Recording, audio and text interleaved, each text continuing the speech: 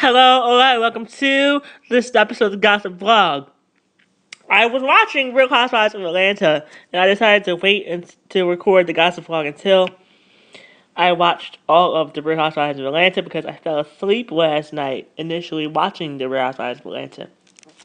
So I finally watched the whole thing, and because I knew that if I didn't watch the show, that Wendy was going to talk about it and I would be missing something. So I wanted to watch everything to get all caught up. And now I am. So let's get into the show. Away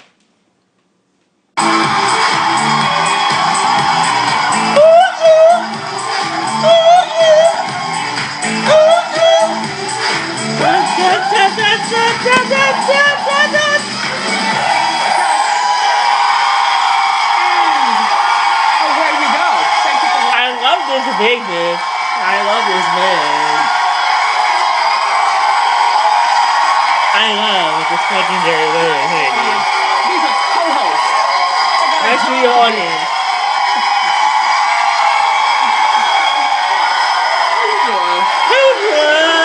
Okay, for a Monday, let's get started. It's time for Hot Topics! Huh. Woo! Yes, Miss Wendy. Yes, Wendy Haney. Woo, woo, woo, woo, woo, woo. Woo-hoo. Oh, wow, she was like Florence Russell on answer.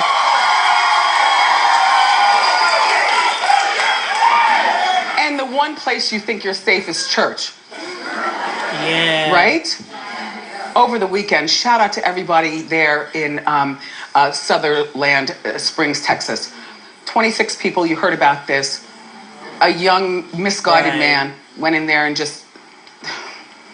Our thoughts and prayers go out to the family and the victims.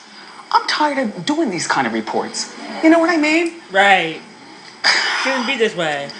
We try to run a really cheerful show here, but it can't go without acknowledging stuff going on around.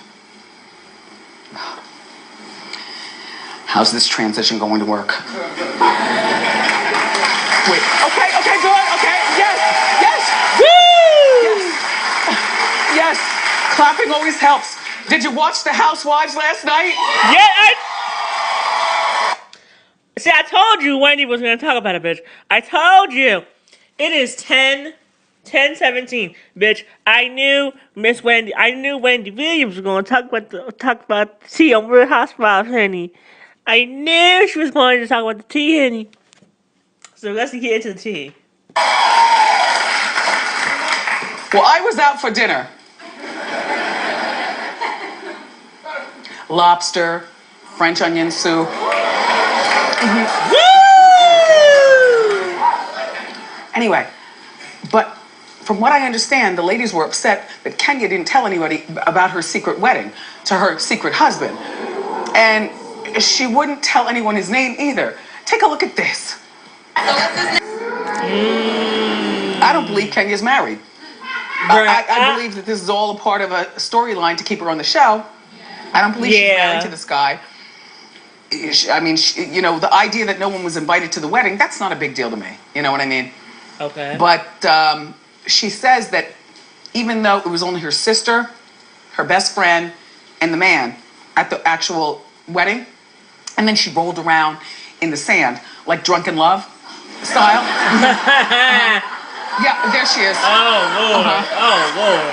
So, Why would you ruin your wedding dress like that, Kenya? So she says she's planning a bigger wedding in June. I have to tell you something. This is the wedding that she's planning where her father will walk her down the aisle. Her father was upset that he wasn't there at the actual wedding. Look, if I was invited to the June wedding, I wouldn't even go. Just because of the shenanigans of it all. Yes, that's right. So true. And Kenya, I feel like Kenya is manipulative. She is very manipulative, and she will do anything to get her way, and she'll do anything to get attention. You know what I'm saying? And then I was still out. Oh, fans, by the way, missed Phaedra on the episode. They missed her. Well, you know, Phaedra was fired. Wow. She was fired. Phaedra was fired for The candy thing. She being boring. she claimed that she spread a rumor that Candy tried to Right. The sex sexually dungeon. assault Portia in the sex dungeon. Right. So Phaedra's fired, and fans miss Phaedra. Phaedra, on a side note, thinks that somebody's believing that she's actually dating Shamar Moore. In the meantime, Shamar Moore looks less than interested in the picture that she posted. Wow. Wow. Shamar Moore is a whole nother story for another time. You know what? But she wants you to, I guess, to believe this, that they're dating. I don't believe this. I believe that Shamar Moore, Anyway, Twitter was going crazy about Sheree's hair last night. Now, apparently, she was wearing a white hot wig. Yes, I saw it. And Kenya posted, Sheree, what is on your head? Well, that's the fun thing about wigs. You know, you take them on, you put them off. You know what I mean? That's wiggatry. Bigotry. I love it. Anyway, you can read a full recap on wendyshow.com if you can. Why not on the app, Wendy? I guess the app is gone now. So Camille Grammer, we haven't talked about her in quite a while, correct? You remember Camille? She was one of the housewives in Beverly And she Hills. was married to Kelsey Kelsey Grammer. They had a very disgusting divorce where he went on and married another woman while still being married to, or you know, he was cheating on her with another woman, and she went on and had his baby. And they live here somewhere in New York. And then Camille got divorced from Kelsey. Well, she was awarded $30 million. No, that's not new money. That's the old money. $30 million back in 2011 when she divorced Kelsey. Well, now, after all these years, a judge awarded her half of Kelsey's 401k. Wow. Listen, they were married for 13 years, so she gets half of that. I have no idea what's in the 401k, but that's some good Kramer money. You know, in addition to the money she already has, plus she's winning. She just got engaged to a lawyer. His name is David Meyer. Woo!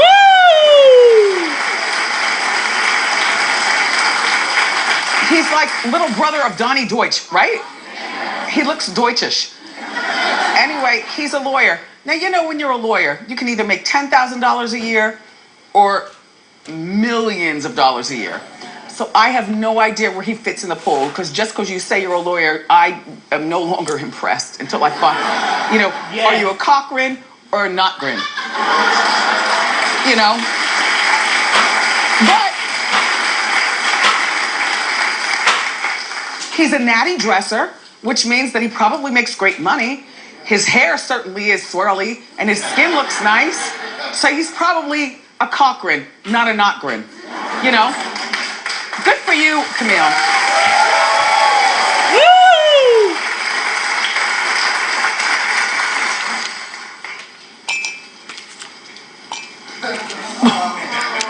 Uh-oh.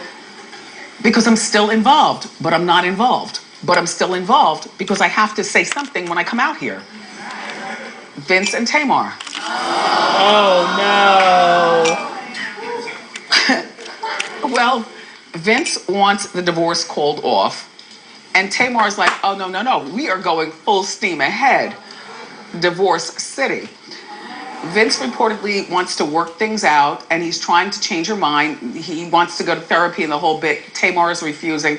In the meantime, over the weekend, I don't know whether you saw, Tamar's mom, Evelyn, jumped into it and started talking. And Evelyn and the sisters and everybody just needs to stay out of it. And Tamar, you know what? She wants to come to our show, but on account of, I can't.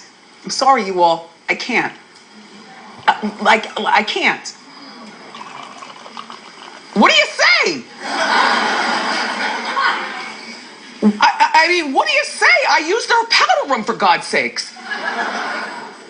I went in her refrigerator and took water. So it's different than any other guest coming here.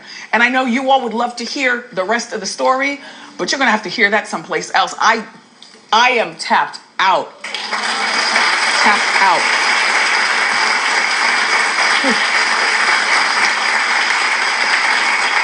In the meantime, all the drama is just in time for Tamar and Vince premiering Thursday night at 9 on WeTV. Oh, Lord. Look, she said it wasn't about promoting the show. She said it was about she wants out. Puffy,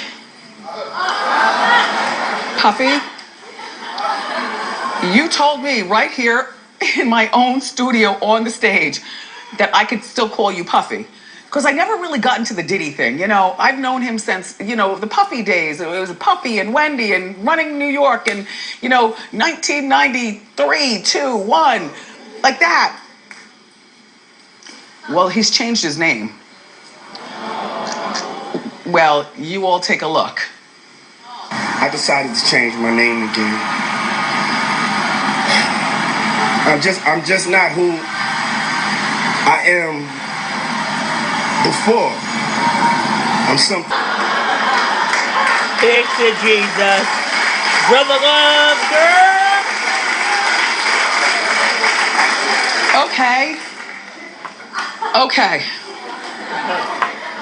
So, you all had to get used to Diddy after Puffy, and now you have to get used to Brother Love, who, by the way, is a wrestler from back in the day.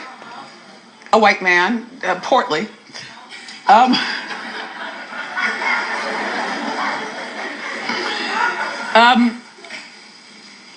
Brother Love, you don't mind if I continue with Puffy, do you? Because you promised me I could still call you Puff.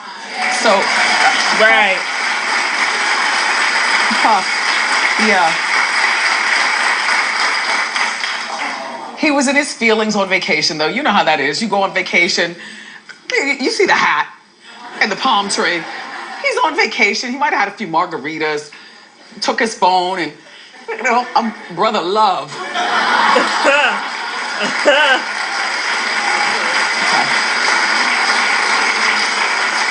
All right. There's great news in the Mariah Carey camp. Well, she's finally come to her senses and parted ways with that evil woman, Stella. Wow.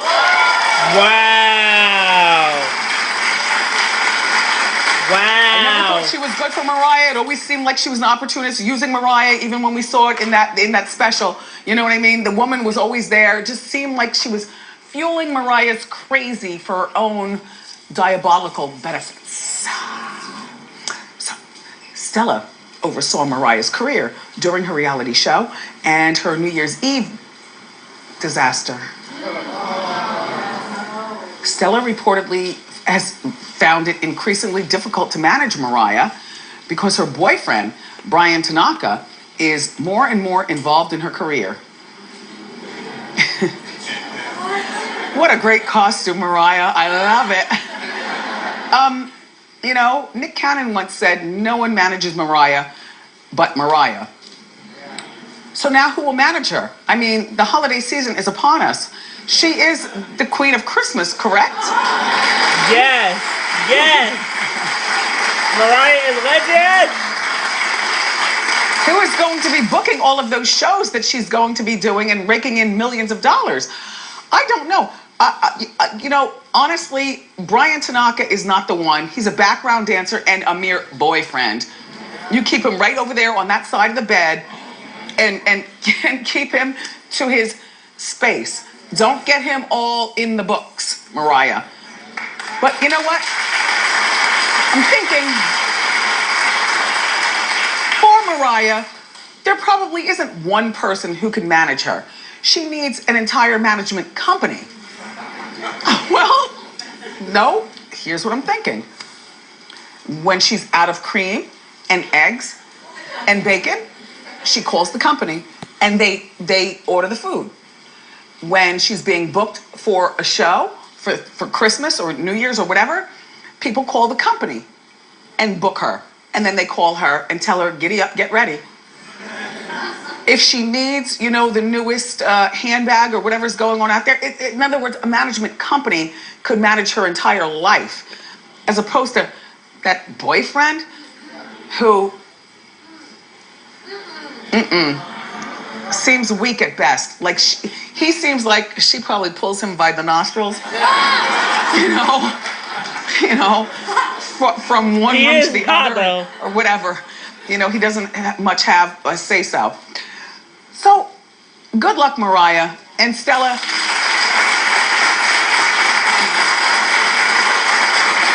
Goodbye.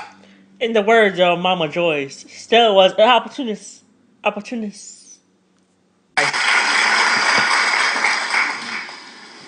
I am from Jersey, but I learned about a new place in Jersey this weekend, and I had no idea. No, just quickly, have you ever heard of New Jersey? You have? Wow. Well, they watch us on Fox 5, so hello, Ship Bottom. How you doing? Ship Bottom, New Jersey. Never heard of it. And the stupidity of Fetty Wap. You heard about this? He may be going to The jail. drunk driving. As a matter of fact, I guarantee there's a piece of jail time. Now, he only has one eye. He lost the other eye to glaucoma, when he was younger. Well, he was arrested and charged with 15 counts on Friday morning at 1 a.m. speeding on the Gowanus Expressway here in New York. Oh, drag racing. With one eyeball. Putting us all in danger. 100 miles an hour in a 50-mile zone. What? He was driving, allegedly, a 2015 Mercedes and on a suspended license with one eyeball at 1 o'clock in the morning on the Gowanus. Well, the cops pulled him over. They pulled over the other guy too, by the way, but they pulled him over. And last I heard, he was still in the cooler. I don't know whether he's out or not. I don't know whether he made bail. All right, so he's out. Fetty defended himself. He said that there weren't any cars behind him, and he wouldn't have endangered anybody. He's cute, right? Now, Another Brian cute rapper Tanaka's gone hot. down. Well, you know what? Brian Tanaka's dead. You get locked up for years for that. And if you go in, Fetty, at this particular point in your career, 2 years and you're done. Because the way they are, making and manufacturing these There's going to be a rappers new these one days, by the end of the 2 in years. 2 years, people will be like, Fetty who? Fetty what? And then goodness only knows the toll that, being in jail for maybe 2 years could take on you. Maybe you'll gain weight. Maybe you'll, I don't know, lose your hairline. Look, he goes back to court on December 12th. I'm sorry to hear about that. It was just so stupid. And there was nobody in the car but Fetty and the one eye. Oh, shit. And then over the weekend, Lou Diamond Phillips was arrested for drunk driving. Police, it gets better. Okay. Hold on now. Coconut water this morning.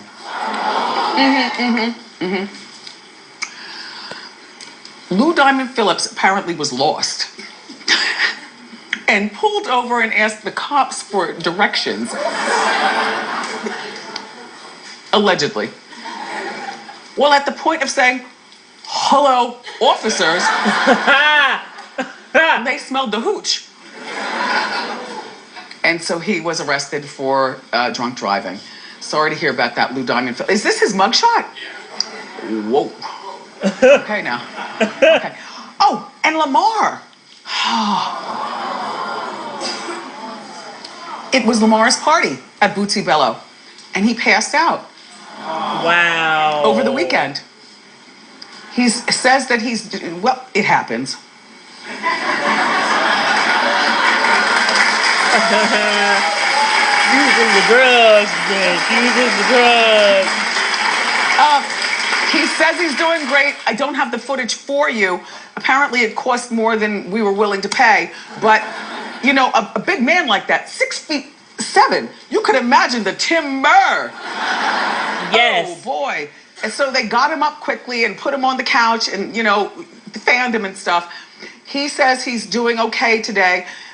Lamar, I don't know what happened. I hope you didn't clunk your head. And welcome to the fall of shame.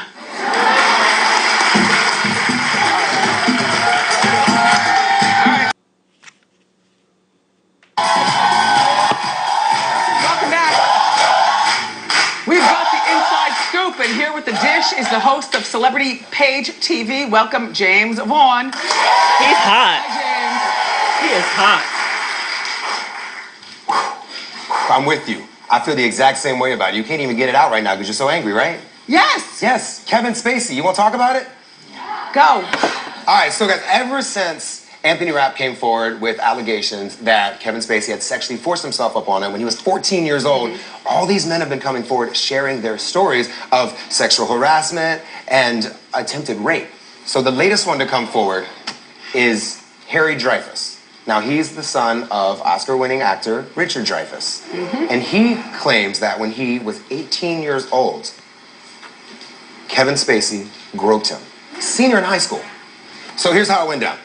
So he says that his dad was acting in a play that Kevin Spacey was directing. So they all went to his house to run lines, as you do. While they're running lines, Harry and his father Richard, Kevin reaches over, puts his hand in between his legs, allegedly, and gropes him. In front of his father. But his father didn't see it, I heard. Because he's down here reading the script. So, he doesn't say anything, but then he goes off to college and he starts telling people his story. You know what he hears back? He hears back from other people, yeah, I've heard stories like that about Kevin. Like it's nothing. He doesn't tell his father for a really long time, and then when he finally does tell him, he's obviously furious. Now, he's speaking out now, he says, because of everything that's happened in Hollywood since the Weinstein allegations came out and this abuse of power that men were using to do this to people. He actually said in an open letter, quote, "What disgusted me about Kevin was how safe he did feel. He knew he could fondle me in a room with my father and that I wouldn't say a word. He knew I wouldn't have had the guts, and I didn't." Now, Kevin Spacey's lawyers have denied this. See, the thing is that just when you think you're, you know, an ingenue off a train from Kentucky someplace and in Hollywood and that somebody can grope you, then you find out, though, it's not that. This is a Dreyfus. Yeah. There's also a Paltrow mixed up in the Weinstein situation. Yeah, and I hate that word, Wendy, grope. I don't think it speaks to the severity of what's going on. Grope just sounds so gentle. You're reaching over and grabbing someone in an area you should not be touching, and that's what's happening to these people. Right. So there's more, though. There's more. So House of Cards, 8 staff members, current and former, have spoken up saying that Kevin created a toxic work environment through a pattern of sexual harassment. There's one PA who was assigned to drive Kevin to set, who says one morning they were driving to set, and Kevin reaches over. Kevin was driving, reaches over, and allegedly puts his hand down this Multitasking. guy's pants. Driving and reaching and driving and reaching. All right now. Yeah, if it's somebody you want reaching over, that's not somebody you want reaching over. See, even the flies are mad about it. They're coming in. They're upset. So, what is Netflix saying? All right, so Netflix last week, they said that they're not going to do anything beyond this season of House of Cards. Okay. That was last week. Now they're saying they are completely stopping production at this time. It's Right. suspended, and they are cutting ties with Kevin Spacey. But he is House of Cards. So, in other words, the show can't go on. Well, here's the deal. So the MRC also is the production company that does the show, and they've cut ties as well. But in the statement from Netflix, Netflix says Netflix will not be involved with any further productions of House of Cards. That includes Kevin Spacey. We will continue to work with MRC during this hiatus time to evaluate our path forward as it relates to the show. So it leaves the door open. They could continue just without Spacey as the lead. Oh, he was so good in that show.